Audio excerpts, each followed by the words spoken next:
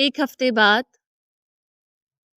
وہ گہری نیند میں تھا. حویلی سے بچے اسے آج پورا ہفتہ ہو گیا تھا. زخم ابھی بھی ویسے ہی تھے کیونکہ بھرنے کے لیے صرف دوا نہیں چاہیے ہوتی. انسان کا تعلق اس کے دل سے ہے. جہاں لگے دل ختم ہو رہا ہے تو سمجھو انسان ختم ہو رہا ہے. اس دن کے بعد سے وہ بالکل نارمل بیہیو کر رہا تھا جیسے کچھ ہوا ہی نہ ہو. پریسا نے اس سے اس بارے میں بات کرنے کی بے حد کوشش کی لیکن شاید وہ یہ حق کھو چکی تھی. سلطان اس سے بات کر رہا تھا، بالکل ایسے بات کر رہا تھا جیسے کچھ ہوا ہی نہ ہو، اور یہ بات پریسا کو زیادہ تکلیف دے رہی تھی. یہ بات اسے زیادہ ہرٹ کر رہی تھی. انسان کی امید جہاں ٹوٹتی ہے نا تو اسے لگتا ہے کہ نہیں یہ غلط ہوا، یہ غلط تھا، لیکن کبھی کبھار وہ یہ نہیں سمجھ پاتے کہ امید انہوں نے غلط جگہ لگائی ہے. وہ ابھی بھی نیند کی وادیوں میں تھا. ماتھے پر زخم اب بھی تھا کیونکہ نہ وہ دوا لگاتا نہ لگانے دیتا. پٹی بھی ابھی قائم تھی. رات کے 2 بج رہے تھے. پریسا اس سے کروٹ موڑے لیٹی تھی. درمیان میں اس کی معصوم بچی سوئی تھی جو دونوں کے درمیان خود کو محفوظ سمجھ رہی تھی. پریسا سوئی نہیں تھی، بس دایاں ہاتھ چہرے کے نیچے موڑ کر رکھے ہوئے کسی گہری سوچ میں تھی. اس کی نظریں خلا میں تھی. جب میاں بیوی کے درمیان دوری آنا شروع ہو جائے تو واقعی یہ خلا دل کے ساتھ ساتھ دماغ میں بھی آنا شروع ہو جاتا ہے. رات کے 2 بج رہے تھے جب سلطان کو اپنے جسم پہ کچھ رینگتا ہوا محسوس ہوا. کیا وہ خواب تھا یا واقعی کچھ ایسا تھا جو اس کے جسم پہ تھا؟ اس کے جسم میں سختی سے دوڑ گئی. دل کی دیواروں کو ٹھنڈا کر دینے والے گرمی تھی جو اسے یکدم محسوس ہوئی. پہل وہ بے چین ہوا، پھر ماتھے پہ بل آئے، پھر چادر کو اس سے مضبوطی سے پکڑا. لیکن یہ خواب کیا اسے ڈرانے کے لیے آیا تھا؟ نہیں، شاید بالکل نہیں. تو پھر کیوں؟ کیا کوئی اشارہ تھا؟ ہاں شاید، ہاں. اور چادر کو مٹھیوں میں جکڑ گیا. ماتھے پہ پسینے کے ننھے ننھے قطرے تھے. وہ اپنے سر کو دائیں سے بائیں ہلا رہا تھا. حویلی کا وہ خوفناک منظر اس کی آنکھوں کے سامنے تھا. وہ پردے ہل رہے تھے. اتنے ساری لمبی قطار سے کرسیاں رکھی ہوئی تھی. کتابوں سے بنی الماریاں اسے کوئی اشارہ دے رہی تھی. یہ کیا ہو رہا ہے؟ آخر کس قسم کا خواب ہے یہ؟ آخر وہ سمجھ ہی کیوں نہیں پا رہا؟ وہ بڑا سا جھومر، وہ ہوا میں اڑتے خوفناک جیپ، وہ الٹے پاؤں. وہ ایک دم اٹھ کے بیٹھا. 2 لمبے سانس لیے. کیا ہوا؟ پریسا ایک دم اٹھی، اسے کندھے سے پکڑا. سلطان اب ٹھیک ہے؟ وہ بس آنکھیں پھیلائے سامنے دیکھ رہا تھا. اس نے بائیں طرف رکھے جگ میں سے پانی گلاس میں ڈالا اور اسے دیا، اور دوسرا ہاتھ اس کے کندھے پر رکھا تھا. سلطان نے پہلے گلاس کو دیکھا، پھر ترچھی نظر کر کے اپنے ساتھ بیٹھی اپنی بیوی کو دیکھا. آب حیات کے چند قطرے بھی خواب کے اس ڈر کو ختم نہیں کر سکتے. وہ بولا تو آواز تو آہستہ تھی مگر پریسا کے دل کو چیر کر گئی. اس نے لحاف اٹھایا اور اٹھ کر بالکنی میں کھڑا ہو گیا. ٹھنڈی ہوا چل رہی تھی.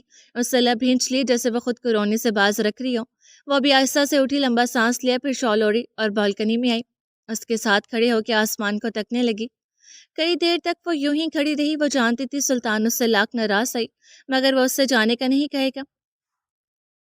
میں ہمیشہ سے چاند کے آگے کا بھید جاننا چاہتی تھی. وہ وقت مجھے یاد ہے جب پاؤں زمین پہ نہیں رہتے، جب پتھر میں بھی کلیاں کھلتی دکھائی دیتی ہیں. تکلیف بھی مزہ دیتی ہے. مجھے وہ وقت واپس چاہیے سلطان. یہ تکلیف بے حد زیادہ ہے. اس نے چہرہ موڑ کے سلطان کی طرف دیکھا، پھر آہستہ سے بولی، مجھے میرا شوہر واپس چاہیے. سلطان کی اب چاند سے نظر ہٹی. اس نے چہرہ جھکا کے اس کے چہرے پہ نظر ڈالی تو اب جا کے اس کی آنکھ سے آنسو نکلا. بھیگی نظر خشک نظروں سے ٹکرائی. اس کی ناک لال ہو رہی تھی، لب کپ کپا رہے تھے. وہ پل بھر کے لیے اس کے چہرے کو دیکھتا رہا. آج بھی معصومیت ویسے ہی قائم تھی. وہ کیسے اس سے ناراض رہے، وہ کیسے اسے خود سے دور رکھے. میرا گناہ اتنا بڑا نہیں سلطان جتنی بڑی سزا ہے. وہ اب بھی خاموش رہا. بس کر دے سلطان. اب کہ وہ رو پڑی تھی. میں نے تمہیں کوئی سزا نہیں دی، میں نے تم سے کوئی شکوہ نہیں کیا. اس سے بڑی اور کیا سزا ہوگی؟ وہ بے بسی سے بولی تھی. اچھا آپ میری جگہ ہوتے تو کیا کرتے؟ آپ مجھے چنتے یا عنایا آپی کو؟ تمہیں؟ وہ بغیر کسی لمحے کے بولا تھا. پریسا نے رک کے اسے دیکھا. کیا اس کا جواب اتنا آسان تھا؟ وہ تو سوچ کے رہ گی. پریسا، تم میری فرسٹ پریورٹی ہو اور ہمیشہ رہو گی، اور رہی بات آپی کی تو اب کبھی یہ نوبت میں آنے نہیں دوں گا. وہ اسے خاموشی سے دیکھے گی. اس نے لمبا سانس لیا. جانتی ہو میں یہ شادی کیوں نہیں کرنا چاہتا تھا؟ آج میں تمہیں بتانا چاہتا ہوں کہ تم معصوم ہو اور سینسٹیو بھی. مجھ سے شادی کر کے تمہیں کچھ نہیں ملنے والا تھا. اس نے اسے کندھوں سے تھاما. مجھ پہ جتنا بوجھ ہے، جتنی ذمہ داری ہے، شاید ہی کوئی سمجھ پائے. میں سمجھ سکتی ہوں. وہ لمحہ ضائع کیے بغیر بولی تھی. نہیں پریسا، سمجھتی ہوتی تو اس لمحے مجھ سے سوال نہ کرتی. اس میں تمہاری کوئی غلطی نہیں. کچھ وقت کچھ رشتے ایسے ہی ہوتے ہیں. میں نہیں چاہتا تھا کہ تم یوں زندگی گزارو جیسے اب گزاری ہو. میں خوش ہوں سلطان آپ کے ساتھ. उस कंप्रोमाइज को तुम मोहब्बत कहती हो, लेकिन हकीकत ये है कि इस दलदल में फंसी हो जिसमें से निकलना मुश्किल है, मगर हमेशा आप आगे की सोचा करते हैं। जबरील तुम्हारा भाई है, वो तुम्हारी फिक्र करता है, ये बात वो भी जानते हैं और तुम भी जानती हो। जब तक जुल्म को इंसाफ नहीं मिल जाता, मेरा खामोश हो जाना नामुमकिन है। मैं तुम्हें खुश देखना चाहता हूँ हमेशा। तुम्हारे रास्ते में अब नहीं आऊंगा। तुम आजाद हो, चाहे तो जा भी सकती हो। पल भर के लिए परीसा का रंग फक हुआ था। सुल्तान के चेहरे पे गहरा कुछ था, कुछ बहुत अजीब सा। वो खामोशी से उसे तकती रही। मैं तुम्हें बांध के नहीं रखना चाहता, मुझे तुम्हारा हर फैसला मंजूर है। अब के बोला तो आवाज किसी गहराई से आती मालूम हुई। हो गया? परीसा ने जैसे तन से पूछा। यू नो व्हाट सुल्तान, आपने कभी मेरी मोहब्बत को समझा ही नहीं, और सही बताऊं, आपके मुंह से निकले लफ्ज आज मेरी मोहब्बत की तौहीन करके। मैंने बदले में आपसे मांगा ही क्या था, लेकिन ये इंसल्ट है सुल्तान। उसने रुख मोड़ा। अब सुल्तान का चेहरा बाहर की तरफ था और परीसा का अंदर की तरफ था। जिंदगी में आज पहली बार मैं अपनी फीलिंग्स को लेके तकलीफ में हूँ। जिससे मोहब्बत की जाती है, बदले में उससे अजियत भी कबूल होती है। आज आपने मुझे हर्ट किया और बहुत ज्यादा किया। कह के वो रुकी नहीं थी, बल्कि अपने दाएं गाल को साफ करती अंदर की तरफ पड़ गई थी। सुल्तान जो लब भीन से सुन रहा था, एकदम जमीन पे बैठता चला कि आंखों में आंसू नहीं थे, लेकिन दिल में एक खंजर मजीद बेबस जरूर हुआ था। उसके लब कप कपा रहे थे, वो आंसू को जब्त कर रहा था। उस वक्त उसे जो महसूस हो रहा था, वो अल्फाजों में बयान करने के लिए काफी नहीं था। आखिर ये कैसे तकलीफ थी, ये कैसी मुश्किल थी जो कि सुलझ नहीं रही थी। जानते हो, खुदा किस चीज से सबसे ज्यादा नाराज होते हैं, सबसे ज्यादा नापसंद करते हैं? वो है मियाँ बीवी की दूरी, मियाँ बीवी में फूट। या खुदा उससे नाराज था? वो लाल मुतवरम खुश्क आंखें लिए बैठा रहा और फिर उसके लब आहिस्ता से बड़बड़ाए। मैं तुम्हारे काबिल कभी था ही नहीं। कभी कभी दिल करता है कि अपने आप से माफी मांगी जाए, ताल्लुकात को अहमियत देते देते खुद को सस्ता करके अपनी जात की धज्जियां उड़ाने की, गलत ना होते हुए भी वजाहतें देने की, नेकी करके खुद शर्मिंदा होने की, एहसास करके खुद के साथ नाइंसाफी होने की, खुद से माफी मांग लेनी चाहिए कभी कभी। 48 घंटे बाद सुबह फजर के वक्त उसकी आंख खुली। अभी उसे सोए सिर्फ 4 घंटे ही गुजरे थे। उसके सर में शदीद दर्द था। उसे दोनों हाथों से चेहरे को मला। थकावट एक बार फिर से ताज़ा होगी जब अपने आसपास पड़े फाइल्स को देखा। आह, उसे अपना सर दोबारा तकिए पर रखा। अगर मसले का जवाब आ रहा था तो वो श्योर क्यों नहीं हो रही थी, या वो जवाब नहीं मिल रहा था जो वो चाह रही थी। उसने खुद को पुरसकून किया, खिड़की खोली, बालों को दोबारा से लपेट की जोड़े में कैद किया, चेहरे को धोए बगैर चाय बनाई, नमाज अदा करके वो सूरज की हल्की हल्की किरणों से निकलती गर्माहट को महसूस करने के लिए वो गर्म चाय को दोनों हाथों से पकड़े दुपट्टे को बेड पर रख के, जो कि सिंगल था, खिड़की खोले खड़ी होगी। खुद पे पड़ती नरमाहट को उससे आंखें बंद करके महसूस किया। चाय का गर्म मग अभी उसके हाथों में था, जिसमें से अब भी भाप निकल रही थी। उसे आंखों को बंद ही रखा। कई लम्हे, कई घड़ियां वो सिर्फ एक एक भूल कर रही थी। वो ये भूल रही थी कि जादूगर के अलावा कोई जादू नहीं कर सकता, तबीब के अलावा कोई इलाज नहीं कर सकता। उसके दिमाग में, उसके जहन की स्क्रीन में कई ख्याल आके गुजरे। उसे दूर से खड़े होकर देखने की झलक, उसे देख के एक अलग धुन का बजना, उसका उसके साथ अनकंफर्टेबल होना, उसके माथे पर बालाए यूसुफ का उसके अजीब नजरों से तकना, पहले उसे हवेली में मदद करना, फिर हर जगह उसका पीछा करना, उसकी ज़ोमानी बातें। कहाँ दिखावा था, कहाँ फरेब था, कहाँ छलावा था। वो अब भी आंखें बंद किए हुए थी कि अचानक किसी की नजरों की तपिश उसे महसूस हुई। उससे एकदम आंखें खोली। खिड़की में वो खड़ी थी, सामने वाले की खिड़की बंद थी। वो कई लम्हे उस बंद खिड़की को देखती रही। उसके दिमाग में आखिर क्या ख्याल आया होगा। वह हल्का सा मुस्कुराई, चाय को लबों से लगाया, जिसमें से अभी भी हल्की सी भाप निकल रही थी। एक हल्का सा घूंट लगाने के बाद वो बेहद आहिस्ता से बोली कि बमुश्किल वो सुन पाई, आई एम सॉरी। मजीद 10 मिनट तक वो वहीं खड़ी रही, सोचती रही, फिर घड़ी की तरफ देखा जहाँ सुई सात के हिंसे पे आके रुक सी गई थी। उसे जल्दी से कप रखा, मुंह धोया और ट्रैकिंग सूट पहना और बस एक लंबी सी जैकेट पहन ली। न जाने वो क्या करने जा रही थी। बालों को उसने जूड़े से हटा के पौनी में कैद किया। एक नज़र खुद को देखा, फिर आहिस्ता से बोली, परफेक्ट। फिर जल्दी से जीने उतरती चलेगी। पता है, जब इंसान की जिंदगी मजबूरियों की हद हो जाए तो वो ये भूल जाते हैं कि क्या सही है और क्या गलत। वो पानी की बोतल हाथ में पकड़े चल रही थी। उसने आसपास नजरें दौड़ाई तो लोग उसे भागते हुए दिखाई दिए। सूरज की ये किरणें मजीद फैल गई थी। वो पल भर के लिए खड़ी हुई, इधर उधर देखती थी। दूर बेंच पे उसे वो बैठा दिखाई दिया। वो दोबारा आहिस्ता से भागती हुई गई और बिल्कुल उसके सामने हाँफती हुई खड़ी हुई। क्या मैं बैठ सकती हूँ? उससे हाँफते हुए ही पूछा। तहीर ने उसे एक नजर देखा, वो धक से रह गया, पल के झपकना भूल गया। उसे लगा वो चाहे भी तो नजरें नहीं हटा पाएगा। उसे यूं ही देखते हुए उसके गले की गिल्टी उभर के मासूम हुई। उसे लगा उन आंखों में मशरिक मगरिब डूब सकते हैं। इस कदर शिद्दत महसूस कर रहा था वो इन गहराई में। तस्मिया ने दोबारा से गला खंगारा। क्या मैं बैठ जाऊं? हाँ हाँ। वो एकदम साथ हुआ, नजरें भी यहाँ वहाँ की। तस्मिया पानी की बोतल को मुंह से लगा के बेंच पे बैठी, 2 घूंट पानी पिया, बालों को ठीक किया। तहीर के लिए बैठना मुश्किल हो गया। उसकी हिम्मत नहीं हुई कि साथ बैठी को एक नजर और भर के देख सके। वो मजीद 2 पल बैठा, फिर एकदम खड़ा हुआ। मिस्टर, तस्मिया ने एकदम पुकारा। उसके कदम रुके, उसने आंखें बंद करके खोली, उससे मुड़ के नहीं देखा। ना जाने क्यों। मैं आपकी पड़ोसन हूँ, यूं तो ना जाएं। अगर मेरे बैठने से मसला है तो मैं चली जाती हूँ। उससे मुड़ के देखा तो हवा के झोंके से तहीर के बाल उड़े थे। नहीं। वो दोबारा खामोशी से बैठ गया। क्या मैं आपका नाम जान सकती हूँ? तस्मिया ने दोबारा पूछा। जी, तहीर। तस्मिया ने सर इस बात में हिलाया, फिर बोली, और मैं तस्मिया। वो फिर खामोश हुआ। मुझे भी यहाँ ज्यादा अरसा नहीं हुआ, बस कुछ महीने ही हुए हैं मुझे यहाँ आए। जी, वो मुख्तसर सा बोला। तस्मिया ने उसे देखा। तीखी नाक, गोरा रंग, गाल पे जरा बारीक बारीक से धब्बे थे, आंखें सुरमई, लंबा चौड़ा मर्द। तस्मिया ने नजरें हटाई और यहाँ वहां देखा। ओके, मैं चलती हूँ, तस्मिया कह के खड़ी हुई, दोबारा से बालों को सीधा किया और उसे देखे बगैर दौड़ती चली गई। तहीर उसे देखे गया जब तक वो नजरों से ओझल नहीं होगी, फिर लंबा सा सांस लिया। अनबिलीवेबल। वो जेरे लब बड़बड़ाया और अपने पानी की बोतल और जैकेट को उठाए अपने घर की तरफ रवाना हुआ।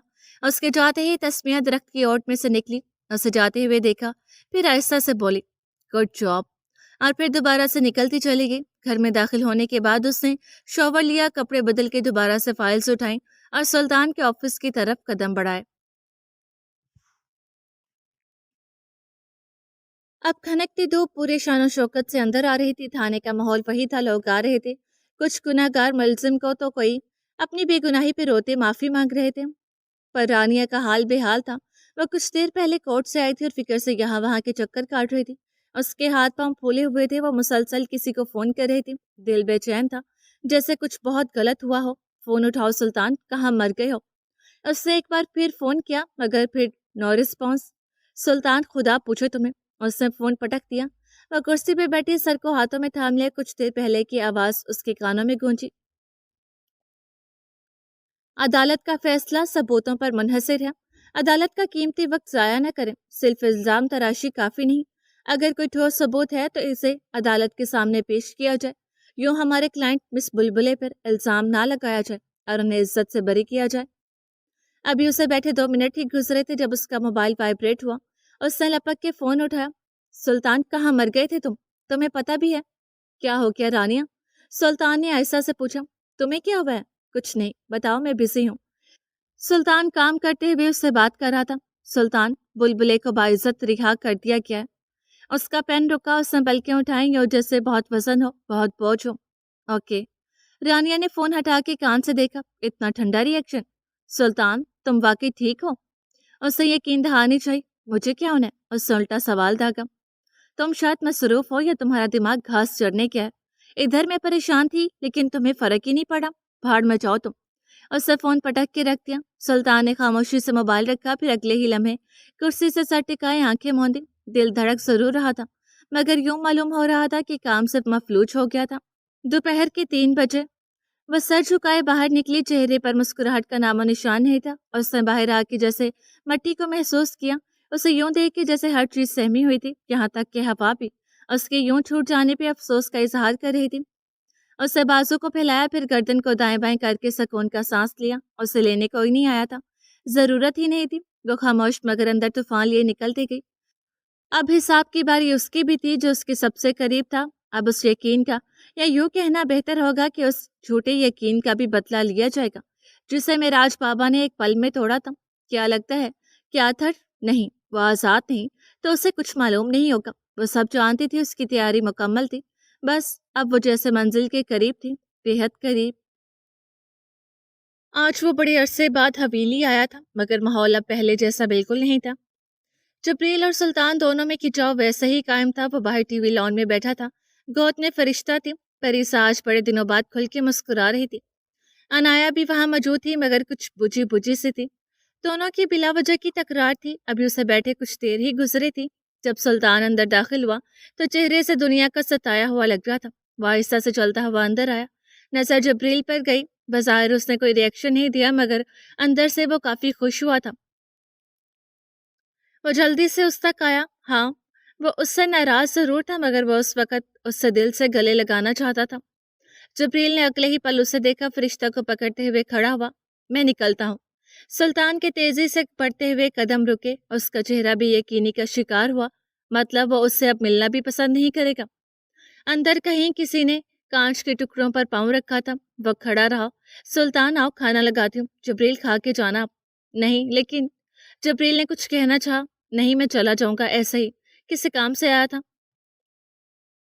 سلطان نے آہستہ سے کہا۔ اس گفتگو کے درمیان اگر کوئی چپ تھا تو وہ پریسا تھی۔ وہ بالکل خاموش تھی، ان دونوں کو دیکھ تک نہیں رہی تھی، جیسے اس کا سب سے کوئی لینا دینا نہ ہو۔ اوکے جبریل وہاں سے نکلا۔ سلطان نے بے اختیار اس کا ہاتھ پکڑا۔ دونوں کی پشت مختلف سمت تھی۔ جبریل نے گردن دائیں طرف کر کے اسے دیکھا۔ صرف 2 لمحے، اور تیسرے لمحے اس نے ایک جھٹکے سے اپنا بازو چھڑوایا اور سر تاثر کے ساتھ نکلتا گیا۔ سلطان کھڑا رہ گیا، وہیں تنہا اکیلے۔ یہ 5 مئی کی بات تھی۔ تسمیہ کا سلسلہ ویسے ہی قائم تھا۔ وہ بینچ میں بیٹھا ہوتا۔ اب دونوں میں بات چیت ہو رہی تھی۔ وہ طاہر کو خود سے اٹیچ کرنے میں کامیاب ہو گئی تھی۔ رات کا آخری پہر۔ اس وقت وہ نیند کی گہرائی میں تھا۔ یہ گرمیوں کے دن تھے اور رات کے اس پہر ملتان میں ہوا چل رہی تھی۔ پریسا اس طرف سو رہی تھی۔ دونوں میں بات چیت جیسے نہ ہونے کے برابر تھی۔ سب کچھ ویسا ہی چل رہا تھا جیسا تھا۔ بلبلیں رہا ہو چکی تھی۔ جوسف کے خلاف ہاتھ میں کچھ بھی نہیں آیا۔ بظاہر وہ سو رہے تھے۔ چاند کا رخ چھن کر کے اندر آ رہا تھا۔ فرشتہ کی وجہ سے روم ٹیمپریچر کم رکھتے تھے۔ باہر بالکنی کا دروازہ ہوا کے لیے کھلا رہتا تھا۔ سلطان کو ایسا محسوس ہوا جیسے کوئی چیز چل کے اس تک آ رہی ہو۔ بالکل سفید تھی، نہ چہرہ نہ پاؤں نہ کالے بال، اور سفید مایا تھا۔ وہ سلطان کے بیڈ پہ بیٹھی۔ وہ کروٹ لے کے لیٹا تھا جب اسے اپنے کندھے پہ کوئی دباؤ محسوس ہوا۔ اس نے اٹھنے کی کوشش کی، ناکام رہا۔ اس نے چیخنے کی کوشش کی، ناکام رہا۔ اس نے اپنے ہاتھوں کو دیکھا، وہ مٹھیوں میں بند تھے۔ وہ کھولنا چاہتا تھا مگر کھول نہیں پا رہا تھا۔ اسے لگا کہ پسلیاں آپس میں پھنس کے ٹوٹ جائیں گی۔ کوئی اس کے گلے کی رگیں جکڑے ہوئے محسوس ہو رہا تھا۔ اسے شدت سے بولنے کی کوشش کی، ساتھ سوئی ہوئی پریسا کو بلانا چاہا۔ اس کا چہرہ پسینے سے تر تھا۔ اسے لگا کہ مزید دباؤ ہوا تو وہ جان سے جائے گا۔ اسے ایک دم آیت الکرسی کا پہلا لفظ منہ پر لایا، اور کیوں ہوا کہ ایک دم جیسے گیرا کھلی، دباؤ ختم ہوا اور وہ آزاد ہوا۔ وہ ایک دم اٹھ کے بیٹھا، 2 لمبے سانس لیے، ہاتھ مار کے ساتھ پڑے ٹیبل پر سے لیمپ آن کیا، پانی کا گلاس دیکھا، ڈھکن کو پرے ہٹایا اور گٹا گٹ پی گیا۔ وہ اٹھ کھڑا ہوا۔ اسے کچھ سمجھ نہیں آ رہی تھی جب اسے محسوس ہوا کہ عجیب سی بو اس کے نتنوں سے ٹکرائی۔ اس نے بالکنی میں جھانکا، سب کچھ ٹھیک تھا۔ اس نے پریسا کا خیال کرتے ہوئے کمرے سے باہر جھانکا تو اس کی نظر سامنے خون کی چھینٹوں پر پڑی۔ وہ دھک سے رہ گیا۔ وہ خون کو دیکھتے ہوئے جھکا، پھر اپنی شہادت والی انگلی سے اسے چھوا، اسے ناک کے قریب لے گیا۔ وہ واقعی خون تھا۔ اس کا دل سکڑ کے پھیلا۔ خون کے وہ قطرے کسی کو بھی خوفزدہ کرنے کے لیے کافی تھے۔ اس کے سلکی سے بال ہوا سے اڑے۔ سلطان کا چہرہ واضح ہوا، اس کی آنکھیں پھیلی ہوئی تھی، دل دھڑک رہا تھا۔ اس نے مڑ کے پریسا اور فرشتے کو دیکھا، پھر بغیر شور کے کمرے کا دروازہ بند کیا اور اس خون کا پیچھا کیا۔ 2 قدم کے فاصلے پر مزید خون تھا۔ وہ چلتا گیا۔ مزید 2 قدم اٹھانے کے بعد وہ خون اسی سمت میں، اسی صورت میں اسے نظر آیا جیسے کوئی کسی کو گھسیٹ کے لے جا رہا ہو، اور خون اسی صورت میں زمین پر لگا ہوا ہو۔ اس کا دل مزید سکڑا۔ اپنی دھڑکن کی آواز اسے اپنے کانوں میں سنائی دی۔ اس کی آنکھیں، اس کے کان مزید چکنا ہوئے۔ وہ چلتا گیا۔ خون کی لکیر اس کے کمرے سے ہوتی ہوئی دائیں طرف گئی، پھر وہاں سے سیدھا بڑی ماں کے کمرے تک۔ آگے جا کے بائیں طرف بڑی ماں کا کمرہ تھا۔ وہ چلتا گیا، بائیں طرف مڑا اور دھک سے رہ گیا۔ بڑی ماں کے کمرے کے بالکل سامنے ایک بلی مری تھی جس کا سر دھڑ سے الگ تھا، جس میں سے خون نکل رہا تھا۔ اس کا دل خراب ہوا۔ ایسا محسوس ہو رہا تھا کہ کسی نے بڑی بے دردی سے یہ کارنامہ سر انجام دیا ہو، مگر کیوں؟ ایک جانور سے کسی کی کیا دشمنی؟ سلطان الٹے پاؤں بھاگا، واش روم میں جھکا، مزید منہ بھر کے کہہ کی۔ یہ دیکھنا بے حد عجیب تھا، خطرناک تھا۔ وہ پرسکون ہوا۔ متلی کی وجہ سے اس نے سینے پر ہاتھ پھیرا۔ وہ نہیں چاہتا تھا کہ گھر کے مکینوں کو یہ دیکھنے کا موقع ملے اور وہ خوفزدہ ہو جائیں۔ اس نے دستانے پہنے اور اس بلی کو وہاں سے صاف کیا۔ آخر کسی کا بلی سے کیا لینا دینا؟ کسی انسان نے اسے ایسی تکلیف کیوں دی؟ آج ایک اہم نکتہ ثابت ہوتا ہے کہ کیا انسان جادو کے لیے جانوروں میں سے خاص کر بلی کا خون استعمال کرتا ہے۔ نفسیات بہت گہری ہیں، اس میں جتنا ڈوبو گے کہ تمہیں اتنا ہی ڈبو دے گی۔ انسان اپنے سکون کے لیے کچھ بھی کرتا ہے، قتل بھی، وہ چاہے انسان کا ہو یا جانوروں کا۔ جب یہ سب کر کے انسان کو سکون نہ پا سکے تو وہ کسی اور چیز کی تلاش میں نکل پڑتا ہے۔ دور جنگل میں بیچوں بیچ بیٹھا وہ شخص جو انسانیت سے محروم تھا، وہ اس خون کو اپنے لیے استعمال کر رہا تھا، اور یہ سب کون کرواتا ہے؟ کیا انسان خود، یا کوئی ایسا جو انسان کا دل و دماغ پر حاوی ہو جائے؟ ہر انسان کا ایک ہمسات ہے۔ اب یہ ہمسات کون ہوتے ہیں؟ انسان کا ہم شکل، انسان کا سایہ۔ جانتے ہو فارسی میں ہمسات کا مطلب ساتھ پیدا ہونے والا۔ تو کیا یہ حقیقت ہے کہ ہر انسان کے ساتھ کوئی ایسی چیز ہے جو ہمیشہ اس کے ساتھ رہتی ہے؟ سب سے پہلی بات، انسان کی دو چیزیں ہیں، ایک روحانی ایک جسمانی، جیسے دنیا اور آخرت۔ اور کیا یہ سچ ہے؟ جیسے انسان کا وجود دنیا میں موجود ہے، جیسے اس کی دنیا ہے، تو کیا اس کی روحانی دنیا بھی موجود ہے؟ یہ تو حقیقت ہی ہے کہ ہر چیز کا متضاد ہے۔ دنیا، آخرت، دن، رات، چاند، سورج، اچھائی، برائی، تو کیا روحانی جسمانی بھی؟ سلطان کو نظر آیا، پھر وہ کیا تھا؟ کیا اس کا ہمسات؟ کیا اس کی اپنی روحانی روح؟ کیا جاتا ہے کہ ہمسات انسان کی نقل کرتا ہے، انسانوں کی طرح ہی چلتا ہے، اس کی جیسی حرکتیں کرتے ہیں، تو یہ انسان کے ساتھ ہوتا ہے یا پھر انسان میں داخل ہوتا ہے؟ ایک بات ہمیشہ یاد رکھیں کہ انسان کے ساتھ یہ چیزیں خود نہیں جاتی۔ جہاں انسان ڈھیل کرے یا پھر وہ اپنے ہمسات کو خود میں داخل ہونے کا موقع دے، کیونکہ خدا نے انسان اور ہوائی مخلوق میں ایک پردہ رکھا ہے، اور وہ پردہ جب ہی اٹھتا ہے جب وہ اپنے ہمسات کو خود موقع دے، یا کچھ اس طرح کی حرکتیں کرے کہ جس سے وہ تمہارے ساتھ ہونے کو ثابت کرے۔ اور سوال یہ پیدا ہوتا ہے کہ انسان یہ حرکتیں کب کرتا ہے؟ انسان کا اور نفسیات کا بہت ہی گہرا تعلق ہے۔ یہ جب ظاہر ہوتا ہے جب انسان کو خود کی نفسیات قابو میں نہ رہے، جب اس کا نفس اس کے قابو سے باہر ہو جائے، کیونکہ یہ ہمسات روحانی جڑواں کہلاتے ہیں۔ یہ انسان کی روح میں پھر داخل ہوتا ہے۔ یہ انسان کی بالکل مشابہ شکل رکھنے والا غیر وجود ہو سکتا ہے۔ یہ بات ہمیشہ یاد رکھیں کہ اگر انسان طاقتور ہے تو ہمسات کبھی بھی قابو پانے کی طاقت نہیں رکھ سکتا، لیکن جہاں ہمسات طاقتور ہے وہاں انسان کمزور ہو جائے گا، اور اگر انسان کمزور ہو جائے تو وہ صرف وہ کرتا ہے جو اس کا ہمسات اس سے کرواتا ہے۔ یہ ایک حقیقت ہے جس سے وہ پردہ مکمل طور پر اٹھانا ناممکن ہے، کیونکہ ہمسات کو قابو کرنا انتہائی خطرناک سمجھا جاتا ہے، اور یہ تب واقع ہوتا ہے جب انسان کا نفس بے قابو ہو۔ پھر اسے سائے بھی نظر آئیں گے، اور سائنس کے مطابق اسے شیڈو ہیلو سینسیشن کہتے ہیں۔ یہ انسان کی روح میں داخل ہوتا ہے۔ کہا جاتا ہے کہ کئی ملکوں میں اس کا تصور موجود ہے۔ عرب میں اسے قرین کہا جاتا ہے، لیکن یہ بات ذہن میں رکھی جائے کہ ہمسات کو خطرے کی علامت میں رکھا جائے، لیکن یہ رائے قابل اعتراض ہرگز نہیں۔ انسان کا انر سیلف، وہ شخصیت جو چھپی ہوئی ہے، وہ ہمسات جیسی لگ سکتی ہے، لیکن ہمسات اور جنات دونوں میں بے حد فرق ہے۔ جنات کا ذکر قرآن میں اور حدیث میں موجود ہے، جو آگ سے بنے اپنی مرضی کے مالک ہیں، لیکن ہمسات القرآن و حدیث میں کوئی ثبوت نہیں۔ ثابت ہوتا ہے کہ ہمسات ایک خود کا کیا ہوا تصور ہے، لیکن یہاں تک آ کے ایک نقطہ نظر یہ اٹھتا ہے کہ کیا قرین اور ہمسات پھر ایک ہیں؟ صحیح حدیث میں یہ ظاہر کیا گیا کہ ہر انسان کے ساتھ ایک قرین، ایک جن ہے، جس کا کام انسان کو برائی کی طرف بھڑکانا ہے، اور اس انسان کا قرین کمزور ہوتا ہے، جس کا دل نیک ہوتا ہے اور سب سے زیادہ حلال اور حرام میں فرق جانتا ہے۔ تو پھر کیا ہمسات اور قرین ایک ہیں؟ اب یہ ایک کیوں نہیں ہو سکتے؟ کیونکہ اسلام کے مذہب میں یہ کہیں نہیں لکھا کہ ہمسات پہ قابو پا سکتے ہیں یا پھر اسے دیکھا جا سکتا ہے، اور یہ ہے بھی کہ نہیں، اس بات کا کوئی ثبوت بھی نہیں۔ تو پھر ہمسات اصل میں ہے کون؟ پھر یہ دکھائی کیوں دیتے ہیں؟ نیند کی کمی کے باعث جو انسان کی آنکھ دیکھتی ہے، جو ایسی چیزیں جو اس کے خیالات میں ہوں، یا پھر جب انسان مسلسل جاگتا ہو لیکن جسم نہ ہلتا ہو، ایسے میں ممکن ہے کہ کوئی ایسا وجود نظر آئے جو موجود نہ ہو، اور بعض دفعہ کھڑے کھڑے یہ محسوس ہوتا ہے کہ یہ سب پہلے ہو چکا ہے، یا پھر یہ کہ انسان اپنے خوف، جذبات یا خیالات کو کسی اور شکل میں محسوس کر لیتا ہو۔ تو یہ کیا ہے؟ ہمسات یا قرین؟ ہمسات کے بارے میں ہم کہہ سکتے ہیں کیونکہ اس کا وجود ثابت نہیں، لیکن جن کا وجود ثابت ہے، جبکہ قرین کا صرف ذکر ہے اور ہمسات کا نہ ذکر ہے نہ وجود ثابت ہے۔ سلطان کے خواب میں جو آیا وہ ہمسات بھی ہو سکتا ہے اور قرین بھی۔ 3 دن بعد 8 مئی صبح کا ماحول ویسا ہی تھا، گرم، بے چین، سب اپنے بستر پر تھا، آنکھیں متورم سی ہو رہی تھی۔ وہ ابھی بھی غنودگی میں تھا، چہرے کو اس نے تکیے پر کر رکھا تھا، یقیناً ابھی اس کی صبح نہیں ہوئی تھی۔ اس نے ڈھیلا سا ٹراؤزر پہن رکھا تھا، اس تنگ گلیوں میں ہی آخر کیوں اس نے بسیرا کیا؟ اس کا جواب بہت جلد ملنے والا تھا۔ وہ کسی خاص گہری نیند میں نہیں تھا، مگر سستی تھی کہ جانے کا نام نہیں لے رہی تھی۔ ابھی اسے لیٹے مزید 10 منٹ ہی گزرے تھے کہ اس کا موبائل بجنا شروع ہوا۔ اس کی نیند میں خلل ہوا، وہ لمحہ اسے بے حد ناگوار گزرا۔ وہ बेसारी से उठा, उसका दिल किया कि फोन करने वाले का सर फाड़ दे। उसे फोन को कान से लगाया, आंखें अलबत्ता अभी भी मौंधी हुई थी। हेलो तहीर, वक्त नहीं है। किसी की आवाज स्पीकर से उभरी। वो जल्दी से उठकर बैठा, दांत पीसे, माना कि मुझे जज्बातों में कफन लगाना आता है, लेकिन यहाँ जिस मकसद के लिए आया हूँ वो तुम भी मानते हो कि गलत है। कई जिंदगियां बचानी है तहीर, और उसके लिए यह गलत हरगिज नहीं। दा तुम एक लड़की के दिल से तहीर खेलेगा, चाहे सही करने के लिए, लेकिन ये फिर भी गलत है। अच्छा मान लिया, अब उठो और हफ्ते के अंदर अंदर अपना काम मुकम्मल करो।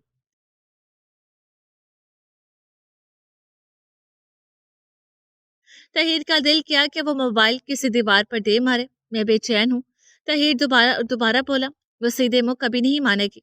तहीर तुम भी जानते हो, you know what Tatan, go to hell. शुक्रिया Tahir, and go to work. Tahir ने भुना के फोन रखा, बल्कि पटका और तकिया जो उसके हाथ में था उसे सामने दीवार पर दे मारा। फिर दोनों हाथों से बालों में हाथ फेरा और लिहाफ उठाकर स्लीपर पहने खुद को रास रखना वो कभी नहीं भूला था। उससे जल्दी से मुंह धोया, फ्रेश हुआ, फिर रोज की तरह बाहर निकला। लेकिन अगले ही पल वो ठटका, सामने तस्मिया खड़ी थी। तहीर के माथे पर बल आए। आज भी वो उससे कम बोलता था। वो बिल्कुल वैसा बना हुआ था जैसे तस्मिया को पसंद हो, लेकिन वो ये नहीं भूला था कि ये लुबादा है, उसका दिखावा झूठ है, छलावा है। वो अपना मकसद पूरा करने के बाद वो उसे छोड़ने ही वाला था। वो खामोशी से दरवाजा बंद कर रहा था। आज भी बोलने में पहल तस्मिया ने की। कहीं जा रहे हो? तस्मिया ने ऐसे पूछा जैसे उनकी बहुत गहरी दोस्ती हो। जी, मख्तसर जवाब। अच्छा। वो भी साथ चलने लगी। तुमने बताया नहीं कभी तुम करते क्या हो? उसने चलते हुए पूछा। ज्यादा खास नहीं, बस एक लिखारी हूँ। वाह, मुझे लिखारी बहुत पसंद है। हालांकि लिखारी उसे बेहद नापसंद है, क्योंकि उसकी नजर में वो ऐसी दुनिया दुनिया के सामने लाते हैं जो सिरे से है ही नहीं। Oh really? तहीर ने एकदम कहा, फिर भवें उचकाते हुए पूछा, तुम्हें वाकई लिखारी पसंद है? हालांकि वो जानता था सच क्या है, उसका होमवर्क मुकम्मल था। हाँ मुझे पसंद है। वो दोनों चलते चलते रोड तक आ गए थे। अच्छा, तहीर तुम मेरे साथ चल सकते हो। कहाँ? उसने बेसाख्ता पूछा। यही मॉल में। मेरी एक दोस्त की शादी आ रही है, मुझे कुछ शॉपिंग, कुछ गिफ्ट खरीदने हैं। कोई है? कोई है नहीं, अगर तुम चाहे तो। अब मैं उसकी बात अभी मुकम्मल नहीं हुई थी कि एकदम बोला, मैं आ जाऊंगा, जैसे उसने जान छुड़वाई हो। ओके तहीर, मैं निकलती हूँ। ओके। वो दोनों एक दूसरे की मुखालिफ सिमत गए थे। अब दोनों के चेहरे पर मुस्कुराहट नहीं थी। दोनों ही एक मकसद के तहत आए थे और अपने तरीके से खेल रहे थे। बस कॉमन कॉमन एक चीज थी कि दोनों दिल से ही खेल रहे थे।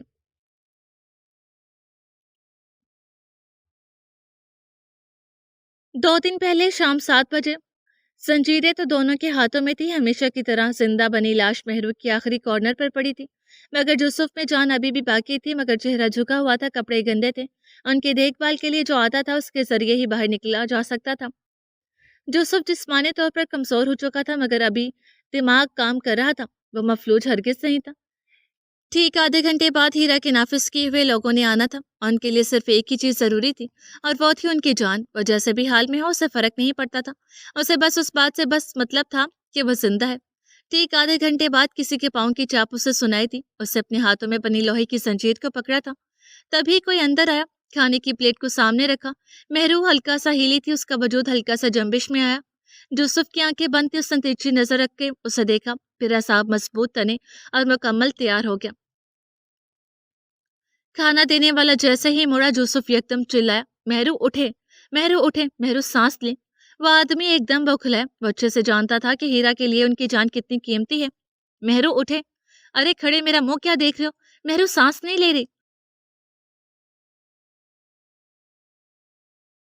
वो एकदम आगे आया, 2 कदम मेहरू की तरफ बढ़ा, और यही वो मौका था जो यूसुफ ने आगे बढ़कर उसका फायदा उठाया और जंजीर से बंधे हाथों को उससे आपस में मिलाया और पूरी कुव्वत से उसके सर पर दे मारा। खून का फवारा फूट पड़ा। राह फरार नसीब हुई। इतना तो वो जान गया था कि यहाँ खुद की मदद खुद करनी होगी। कोई नहीं आएगा।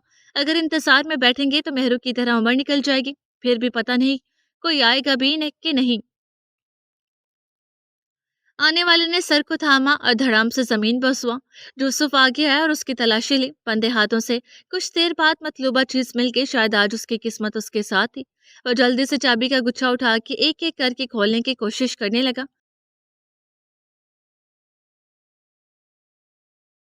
उसके हाथ कांप रहे थे। चाबी दोबारा छूट के गिरी थी। वो होश में था। उसे होश में रहना था, मेहरू के लिए, उस तख्त के लिए। चौथी चाबी पे उसके हाथ खुल चुके थे। वो बेहद खुश हुआ था, मगर साथ साथ उस पे डर भी था कि कहीं कोई आ ना जाए। आजाद होने के बाद उसने सबसे पहले मटके से एक गिलास पानी लिया और उसे मेहरू के मुंह पर फेंक कर, जिससे वो होश में आई। जोसेफ जल्दी से आगे बढ़ा, उसका गाल थपथपाया। मेहरू उठे, शाबाश। साथ साथ वो बाहर की तरफ भी देख रहा था और साथ साथ उसे रिहा भी कर रहा था। वो बेड़ियां जो उसके पाँव में बंधी थी मेहरू के माथे पर बाल है, उसने अपना हाथ छुड़ाया। यहाँ से जाना होता तो यकीन करो, खुदा के अलावा कोई रोक नहीं सकता था मुझे। मैं नहीं जाऊंगी। मैं इंतजार करूंगी अपने बेटे का, अपने शोहर का। यूसुफ ने रुक के उससे देखा। हरदर्मी में वो आज भी वैसे थे। पागल मत बने, ये वक्त बहुत अहम है। हिम्मत करे, निकले यहाँ से। मैंने कहा मैं नहीं जाऊंगी। मेहरू फिर बोली थी। मेहरू, उसने एक झटके से उसके चेहरे को हाथ के प्याले में भरा था। यहाँ रहना पागलपन होगा। यहाँ से निकलेंगे तो ही सुल्तान तक पहुंचेंगे। वो आपके बारे में नहीं जानता और मेहरू आपके बेटे को आपकी जरूरत है। वो एक एक लफ्ज चुबा चुबा के बोला था। मेहरू ने बेयकीनी से देखा। एक ही जिद के पीछे उसने कई साल गुजार दिए। क्या आप अपने बेटे की मदद नहीं करेंगी? यूसुफ ने पैंतरा बदला। वो 2 लम्हे mesmerized होकर देखती रही, फिर एकदम से सर हिलाया। मेरे बेटे को मेरी जरूरत है। मेरा सुल्तान मुझे बुला रहा है, मुझे जाना होगा। हाँ मेहरू, आपको यहाँ से जाना ही होगा। अब आजादी का वक्त है। उससे उनकी बेड़ियां खोली और उसे सहारा देके उठाया और जल्दी से बाहर निकला। वह उसके कंधे से लगी थी, मुकम्मल होश हवास में नहीं थी। बाहर निकलते ही जो उसकी आंखों से टकराया वो कोई तहखाना था जहां वो दोनों कैद थे। उस जगह को वो भी जानता था। उसने चारों ओर देखा और फिर जहां जहां जगह मिली वो चलता गया। हैरत की बात ये थी कि उस बंदे के अलावा वहां कोई और भी मौजूद नहीं था। वो चलता गया। सीधी तंग सी गली थी। वो वहां से होके बाएं तरफ 3 से 4 सीने थे। वो बिना सोचे समझे चलता रहा। आज सही मानों में ऐसा हो रहा था जैसे कोई शय उसे खुद रास्ता दे रही हो, जैसे कोई शय खुद ये चाहती हो कि वो वहां से चले जाए। वो सीने चढ़ के ऊपर आया तो धक से रह गया। उसे अपनी आंखों पे यकीन नहीं आया। उसे लगा वह वक्त के दोबारा उस पार चला गया। वही सब मंजर, वही सब, वही रानी, वही तख्त, वही सल्तनत। सारे मंजर उसकी आंखों के सामने से घूम गए। वह बिना पल के झपके सब कुछ देख रहा था। बेयकीनी उस बात की थी कि उसे कोई कुछ भी नहीं कह रहा था। वो चलता हुआ उस हाल तक आया जहां झूमर अभी भी चकनाचूर होके पड़ा था। उसके आगे खून के कतरे थे जो बज़ाहिर जम चुके थे। ये रास्ता उस तय खाने का नहीं था। तय खाने का रास्ता अंदर बाहर जाने का हवेली की बाईं तरफ था। वो गलत रास्ते से आया था और हवेली से होके बाहर की तरफ जा रहा था। यूसुफ हैरान को नजरों से हर तरफ देख रहा था। यहाँ कौन आया होगा? वो मुंह में बड़बड़ाया। यहाँ का हाल देख के यूं लग रहा था जैसे कोई बहुत बड़ा तूफान आया हो। सुल्तान नहीं हो सकता, वो हरगिज नहीं हो सकता। वो जेरे लब बड़बड़ाया। वो जानता था वो क्या करे, वो जानता था वो क्या करता था। राहदारी तक पहुंच के वो पल भर के लिए रुका। मेहरू भी रुकी जो उसके सहारे पे थी। फिर उसने अपनी शहादत की उंगली से एक काले रंग की अंगूठी निकाली जिस पे चारों तरफ कुछ लफ्ज लिखे थे। उसने यहाँ वहां देख कर चोरी से एक गमले में फेंक दी। कौन जाने यहाँ से निकल पाना उसकी खुशकिस्मती थी या बदकिस्मती। उसके बाहर निकलते ही हवेली का दरवाजा ठक से बंद हुआ और कुछ काला धुआं उड़ के दाएं जानिब से बाएं जानिब किया। बाहर दरख्त पर लटके कुछ पत्ते जर्द होके नीचे गिरे। उस हवेली में ये लोग कौन थे? राह गुजर। वो चलता क्या, उसे यूं महसूस हो रहा था जैसे वो कोई जंग जीत आया हो।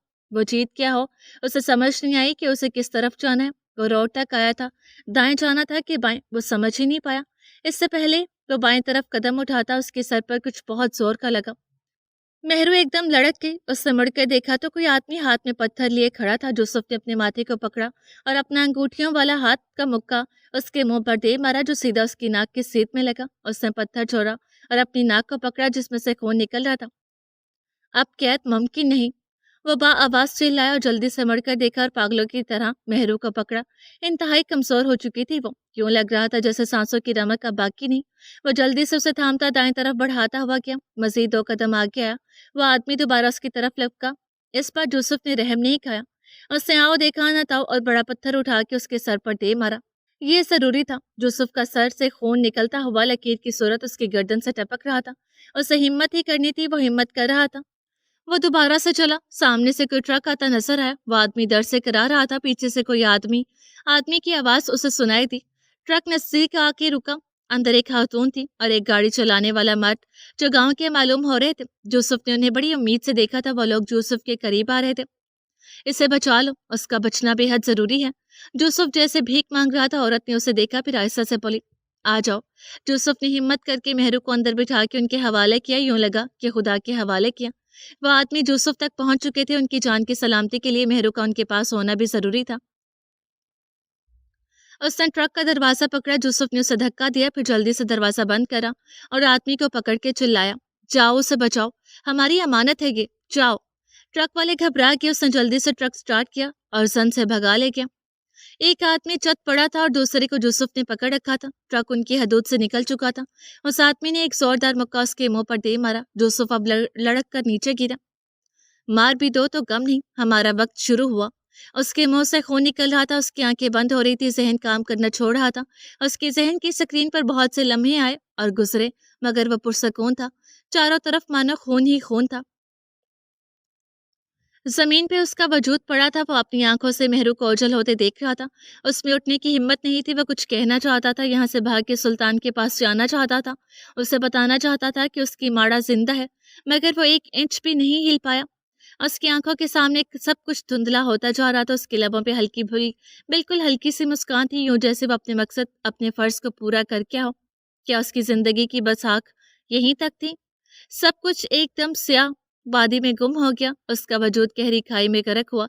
क्या हुआ अगर मिलन की रमक बाकी न रहे?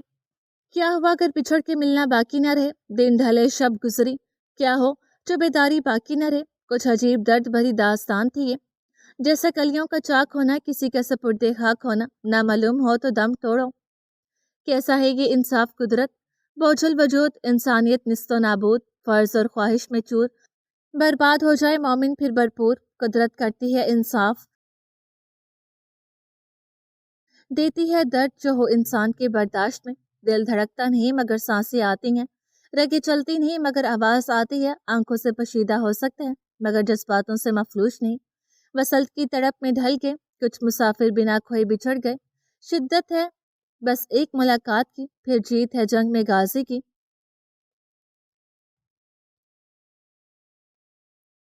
रात 8 बजे वो दोनों इस वक्त मॉल में थे। तस्मिया को पूरा यकीन था कि आज वो उससे जरूर कुछ ना कुछ कहेगा। वो पहले कपड़ों की दुकान पर गई। पिछले दिनों में उसने बहुत मेहनत की। वो तहीर के आगे पीछे फिरती रही, सिर्फ अपना केस हल करवाने के लिए। जो किसी से बोलना नहीं पसंद करता, वो बिना जाने मदद क्यों करेगा? तस्मिया ने उसका मुकम्मल डाटा निकाला था और ये उसे वाहिद हल नजर आया था। कपड़ों की दुकान से निकल के वो एक डॉलर शॉप पे गई। वहां रखी वो फजूल चीजें उसे हमेशा अपनी तरफ अट्रैक्ट करती थी। न जाने इसको हल कराने के लिए और कितना खर्चा करूंगी। तस्मिया जेरे लबड़ बढ़ाई। वहां चलें?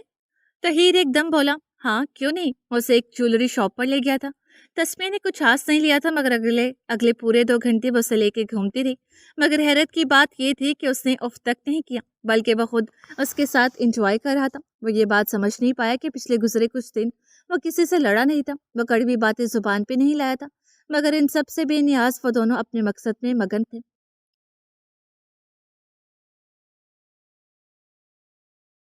ठीक 2 घंटे बाद वो घर के लिए निकले। अभी वो पार्किंग एरिया में ही थे जब 2 गुंडे तस्मिया को बड़ी ललचाई नजरों से देख रहे थे। पल भर के लिए तस्मिया को अजीब सा लगा। वो पजल भी हुई, मगर फिर भी वो मुस्कुराते हुए आगे बढ़ी। बहुत शुक्रिया, मैं चली जाऊंगी। तहीर ने अपनी बाइक निकालते हुए उसे गुड बाय कहा। अगले ही पल वो आदमी तस्मिया से टकराया। अंधे हो, दिखाई नहीं देता? वो जहरखंद लहजे में चिल्लाई। आपको देख के मैडम जी वाकई अंधे हो गए। तस्मिया को उसकी नजरें अपने आर पार होती महसूस हुई। जो भी था, मगर सबसे पहले वो एक औरत साथ थी। बकवास बंद करो। तस्मिया ने उसे नजरअंदाज करके आगे बढ़ना चाहा जब उसने उसका दुपट्टे का कोना पकड़ा। इससे पहले तस्मिया उसे कुछ कहती या थप्पड़ मारती, तहीर का थप्पड़ उसके मुंह पर पड़ा था। तस्मिया ने बौखला के उसे देखा। तेरी हिम्मत कैसे हुई? वो आदमी नीचे गिरा था और तहीर ने उसकी नाक की सीट में मुक्का दे मारा। अरे ये क्या करे, मारने की तो बात नहीं हुई थी। पीछे से कोई जेरे लपड़ बढ़ाया, मगर तहीर तहीर पे जुनून सवार था। वो पागलों की तरह अंधाधुंध उसे मार रहा था। तस्मिया ने आगे बढ़ के उसे पकड़ा था। क्या कर रहे हो तहीर, उसे छोड़ो। बड़ी मुश्किल से तहीर को उसने रोका था। वो अब भी उसे जुनूनी नजरों से देख रहा था। तुम्हारा दिमाग खराब है, ये क्या कर रहे हो? तस्मिया का दिल जोर से धड़का। क्या करो मतलब? वो लड़का तुम्हें छेड़ा है, तो इसका मतलब तुम उसे यूं मारोगे? तस्मिया ने गुस्से में पूछा तो वो जैसे होश में आया। फिर उसे एहसास हुआ कि ये उसने क्या किया। उसने मुड़ के देखा तो वो लड़के जा रहे थे। पिछले 2 घंटे से वो उसके साथ था, खूब इंजॉय किया था और ये बात उसके जहन से निकल चुकी थी। और खुदाया, उससे क्या हो गया? तुम घर जाओ। क्या तुम ठीक हो? یہاں مجھے اکیلے رہنا ہے تھوڑی دیر، پلیز سن جاؤ، وہ بہت آہستہ سے بولا۔ لگام ہاتھوں سے نکل رہی تھی اور طاہر یہ ہونے نہیں دے سکتا تھا۔ اوکے، تسمیہ پریشان سے جانے کے لیے مڑی جب طاہر نے اسے روکا۔ آج میں نے تمہیں اپنا وقت دیا، کیا کل تم مجھے اپنے وقت میں سے 1 گھنٹہ دے سکتی ہو؟ اب کہ اس کی آواز بلند تھی، تسمیہ نے سانس روک کے اسے دیکھا۔ اسے اپنی سماعتوں پہ یقین نہیں آیا۔ وہ آہستہ سے مڑی، اسے دیکھا، ہوا کا جھونکا آیا، اس کے دل نے بیٹ مس کی۔ تسمیہ کے ذہن میں جبریل کا جملہ گونجا،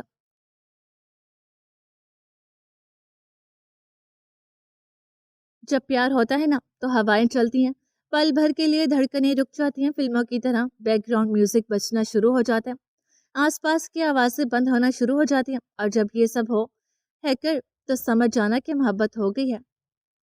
اس نے گھبرا کے اسے دیکھا، اس کے ماتھے پہ پسینہ آیا، طاہر کا چہرہ سامنے تھا، جبریل کا چہرہ کہیں پیچھے تھا، اس کے لب آہستہ سے بڑبڑائے، نہیں۔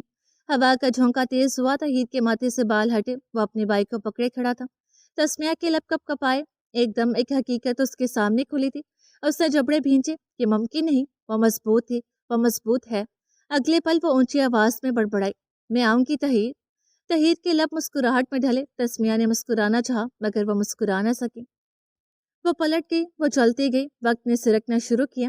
گھر پہنچ کے اس نے کمرے کو لاک لگایا، بیسن پہ اپنے چہرے کو آئینے میں دیکھا، کیا خدایا یہ سچائی نہ ہو، ابھی تھوڑی دیر پہلے جو اسے محسوس ہوا وہ کیا تھا، یہ کیسی فیلنگ تھی جو اس نے کبھی محسوس نہیں کی تھی۔ اس نے آنکھیں بند کر کے کھولی، جلدی یہ کام ختم کرنا ہے، جذباتوں پہ کفن لگانا مجھے آتا ہے۔ اس نے چہرے پہ پانی کی چھینٹیں ماری، دل کی دھڑکن اس کے کانوں میں سنائی دے رہی تھی، سب چیزوں سے اکیلے نپٹنے والی دعا کر رہی تھی، یا اللہ اس میں میری مدد کر۔ طاہر، میں جان گئی ہوں کہ وہ گنڈے تم نے بلائے تھے، یہ معاملہ سیریس ہو رہا ہے اور اسے قابو کرنا مجھے آتا ہے۔ وہ مضبوط لہجے میں بولی، اس نے ایک کپ چائے بنائی، پھر سر درد کی دوا لی اور سونے کے لیے لیٹ گئی، مگر سوچے ایسی سوار ہوئی کہ نیند آنا مشکل ہو گیا۔